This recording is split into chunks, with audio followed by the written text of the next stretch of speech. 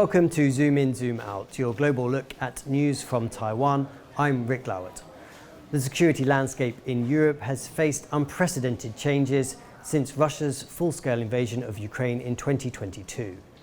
As the war hits the 3-year anniversary mark, thousands of people have been killed and millions have been forced to flee as refugees. But negotiations for the war's end are on the table, led by the US President Donald Trump and Russian President Vladimir Putin, with Ukraine and the rest of Europe demanding to be part of the discussion. Today, to discuss Ukraine 3 years after that full-scale invasion, we're joined by Olena Tregub. She's the Secretary General of Ukraine's Independent Anti-Corruption Commission. Olena, welcome to the show. Yes, thank you for having me, and I'm honored to be here in Taipei for the first time and to speak to you. Given how quickly things are moving in Ukraine, what message do you expect to bring from that part of Europe here to Taiwan and this region? Well, the most important lesson that we learned during this war is that we need to have resilience and self-reliance, to be independent and strong. And then it wouldn't matter who wins elections in which country. We are a strong nation with very strong identity, with very strong determination to preserve our sovereignty, to preserve our democracy in Ukraine.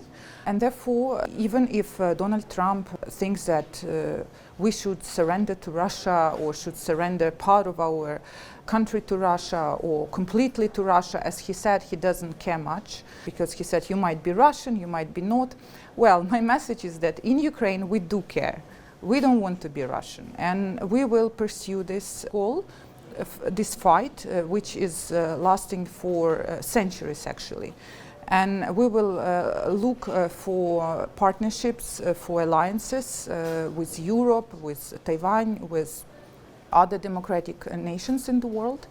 This is why it's important to learn from us how much you should rely on yourself in this turbulent world. And Europeans, they are now in line to understand that they should also take care of their own defense and security. And Ukraine can be not a problem for them, but it's a solution for them. What lessons of self-reliance and civil defense, combating cognitive warfare, disinformation, are you going to be bringing from Ukraine to Taiwan? And what have you been learning from Taiwan when it comes to this side of conflict? Well, our lesson is that we learned that information matters very much. It's part of cognitive warfare, and in Ukraine we took it very lightly. We are a democratic country, and we allowed for Russian channels to be broadcasted in Ukraine. We allowed for Ukrainian politicians who were openly pro-Russia, Ukrainian oligarchs, have their TV channels. So that was a mistake, because our population in the east of Ukraine was manipulated through those channels when their original invasion started in 2014. And in 2022, when the full-scale invasion started, it was the escalation of the already ongoing war. We cut off all those information, malign influences, but it was essentially too late. So it's better to do it earlier than later. That's lesson number one. What we would want to learn from Taiwan, I think that how you are able to function, to develop, to have a prolific democracy, pluralism, debate when you are next to a big authoritarian power who wants to subvert you. But you are able to stay open, to develop your business, your democracy, your debate. You're able to do media literacy for your people so that they maybe recognize some malign influences from China when it comes to your narratives here in society. So we're very interested to learn how in Taiwan they do that, yes. Disinformation has obviously been a big part of the conflict in Ukraine, and just recently Zelensky has said that Donald Trump is living in a disinformation space based on what his comments on the conflict in Ukraine. Does this mean the battle against disinformation on the Ukraine conflict is being lost, or? Russia was very successful, unfortunately. I think what is important that the battle against disinformation inside Ukraine was won, so our people know the truth. Because we see how Russian bomb is exploding and killing kids in front of our eyes. So we right now are less susceptible to disinformation that Russia is good and Russia wants to come back and bring Soviet Union and everybody will prosper. No, Russia is just killing people, destroying country. So Donald Trump, he of course is broadcasting Russian disinformation right now, which is quite shocking. However, I think the longer he deals with Putin, the longer he is in this negotiation, the more he would understand that he is actually believing in some wrong narratives. And in America, unfortunately, and in the world generally, Russia did win to a certain extent. Even when you say Ukraine conflict, no, it's not a conflict. We don't have any conflict in Ukraine. It's a Russia-Ukrainian war, invasion of Russia. But remember, when the war started, everybody thought it is some conflict. That's because Russia won information war, and Russia convinced the world that Ukrainians start fighting themselves, and Russians were just, helping or solving the problem. But no, Russia is aggressive invader. Russia is the problem. We talked a bit about self-reliance, making society more resilient, but there's also kind of the weapons and not relying on foreign assistance when it comes to weapons. Can you tell us about how Ukraine is helping to arm itself and what lessons Taiwan could learn from that?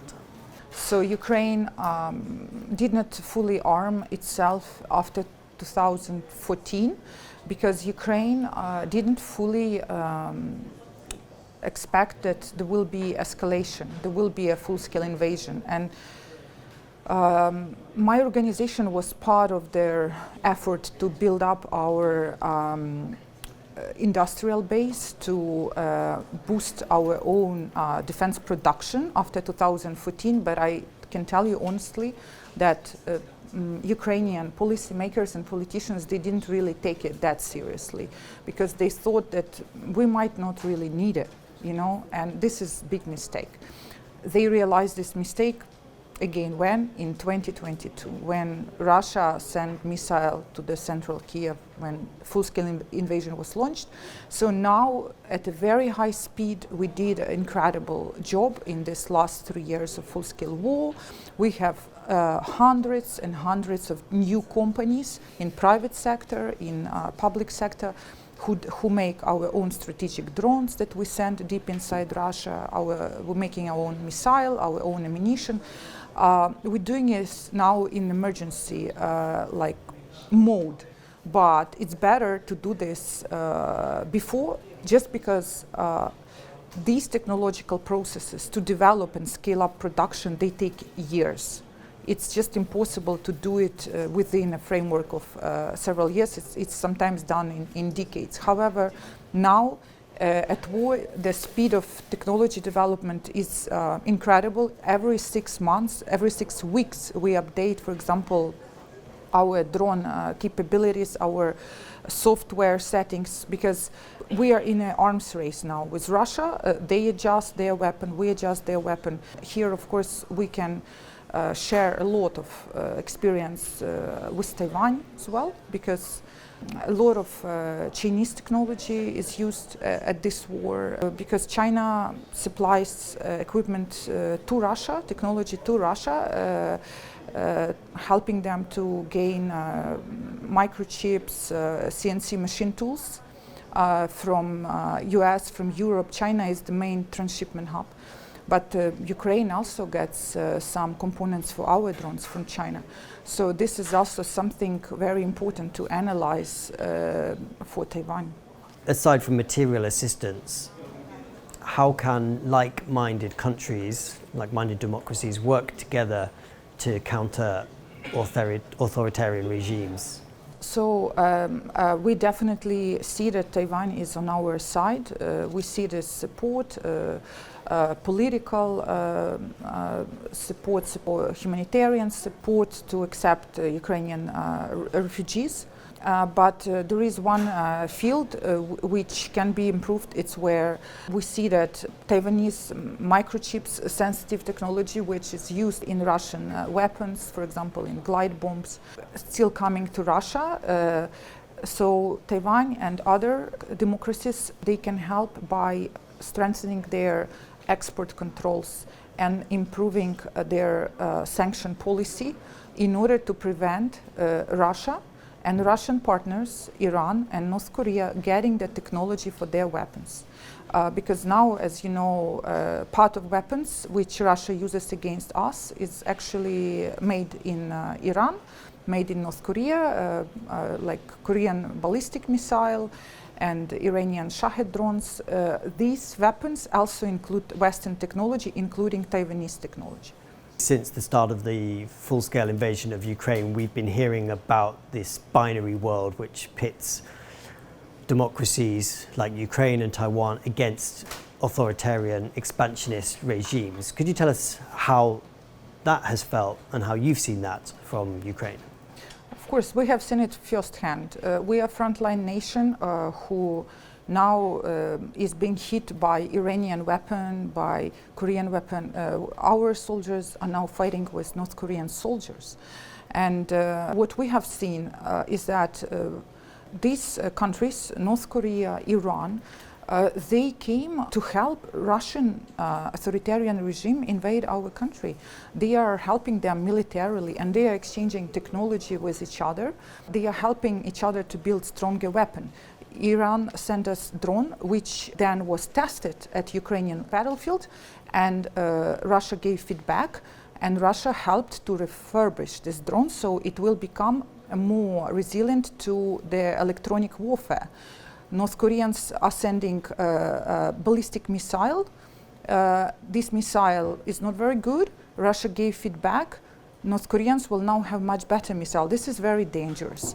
They have joint military drills and so on. And of course, China is behind all that because China is helping all this country acquire technology for their weapon. And this is very dangerous. We should not let these countries cooperate too much because they are aggressive. Authoritarian state, and we should do it through strengthening sanction policy against those countries, even against China, because Chinese companies are main actors in transferring technology. So these Chinese companies should be under secondary sanction, and already Europe started doing it, and Taiwan also should look at which companies in China take Taiwanese technology and sell it to these aggressive countries, because it is still unfortunately happening. Thank you so much for joining us today. It was great to hear your insights on the show. Thank you for having me, and let's stand together, Taiwan and Ukraine, to prevail and to be strong, democratic and free societies. This has been Zoom In, Zoom Out. You'll find more stories from Taiwan and around the world on our social media and on the TaiwanPlus News website. I've been Rik Glauert. Thank you for joining us, and we will see you next time.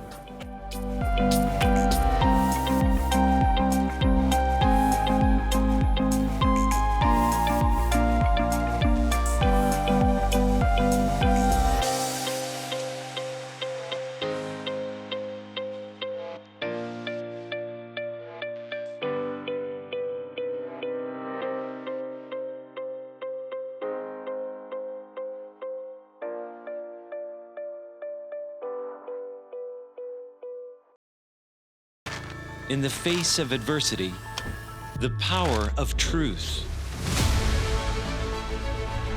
A roadmap for a just and open world, charted by the freest country in Asia. Taipei for TaiwanPlus. TaiwanPlus News, a voice of freedom in Asia. Is there a place you've been searching for?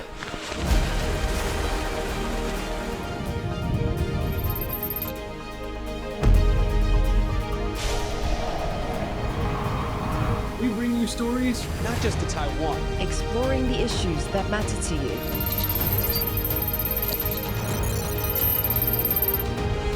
This is a journey that will move you. Our stories are all connected. TaiwanPlus.